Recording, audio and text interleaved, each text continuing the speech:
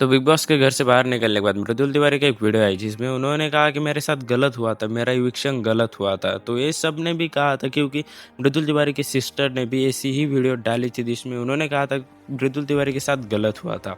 तो मृदुल तिवारी की इस वीडियो में उन्होंने कहा कि मेरी जो कुछ वीडियो थी उसमें से कुछ पार्ट उन्होंने कट कर दिए, जो मैं कहना चाहता था इंपॉर्टेंट बातें वो भी बिग बॉस वालों ने कट कर दी। तो आप पूरी वीडियो सुन लो। दो चीजें मुझे लगी कि जो पिछले दिन की है मुझे पूरी याद है कि क्या क्या हुआ था।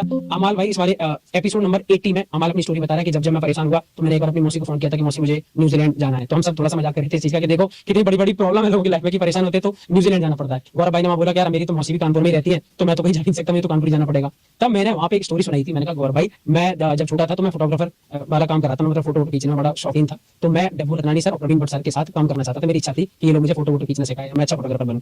तो जब ये चीजें हुई तो मैं वेट कर रहा था कि अमाल अपनी स्टोरी खत्म करेगा या मेरी आने वाली है और मैं कैसे सुनाता हूँ ये दिखेगा मुझे। आज मेरा कोई सीन नहीं है, जैसे वहां की स्टोरी खत्म हुई वो कट लगा और खत्म बात, कोई दिक्कत नहीं। मैंने कहा ठीक है भाई ऐसा हुआ होगा। अब जब स्पीच की बात आती है तो स्पीच में 15 मिनट 18 को 15 मिनट 18 को 7.5 मिनट 18 को मिले हुए थे।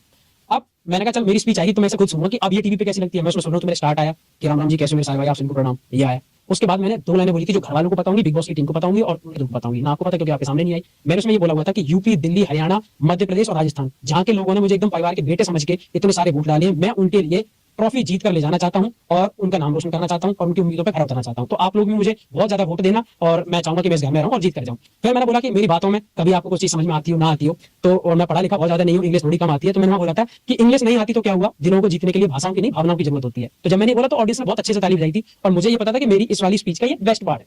तो जब मैं उसे देख रहा हूं तो मेरे सामने वो पार्ट ही नहीं है। मेरी स्पीच 5 मिनट की थी, आप ठीक है मैं कह रहा हूँ शायद 5 मिनट की पूरी ना दिखा पाते हो, 5 में से 4 की दिखाओ, 4 की भी छोड़ो, मैं कह रहा हूँ मेरी 1 मिनट की दिखाओ। तो दिखाओगे तो वो दिखाओगे ना जो बेस्ट वाला पार्ट होना चाहिए। मेरा वो पार्ट ही नहीं है, मेरी स्पीच का वो सबसे बेस्ट हिस्सा है, वो ही आपने नहीं दिखाया। तो ऑडियंस को भी तो ये लगेगा कि हाँ मृदुल की स्पीच में वाकई में ऐसा कोई दम नहीं था, इस वजह से शायद क्या पता इसको कम वोट मिले हो। मैं कह रहा हूँ ना कि मैं बोल के आया हूँ, मैं बोल रहा हूँ कि मैं बोल के आया हूँ, तो क्या पता ऐसे कौन सी चीजें मेरी कट हो जाती हूँ। फिर जब मैं बाहर हुआ हूँ और मृदुल को जिस घर में पूरा डर यही बना रहता है कि मृदुल को वोट बहुत आते हैं, वोट बहुत आते हैं, उसको तब ये सुनाया जा रहा हो कि मृदुल को 4 वोट आए हैं, तो मुझे ही कैसा लगेगा और मेरी जनता को क्या हंसी आएगी कि भाई वाह भाई वाह मृदुल को 4 वोट आए, तो कैसा लगेगा आप बताओ। इसलिए वो सब परेशान हुए, नाराज हुए, उन्होंने बोला कि अनफेयर इविक्शन। तो यहाँ पर मृदुल तिवारी ने क्या क्या कहा आप लोगों ने सुन लिया, और मृदुल तिवारी का भी यही कहना है कि अनफेयर इविक्शन है। जिस बंदे को बाहर 40 करोड़ तक वोट मिल सकते हैं उसको आप बिग बॉस इधर में से 4 वोट से निकाल देते हो, तो ये तो बहुत बड़ी नाइंसाफी है। बाकी मृदुल तिवारी किस तरह के इविक्शन पर काफी बिग बॉस के ऊपर बढ़ के सोशल मीडिया पर बिग बॉस को काफी हेट मिल रहा है।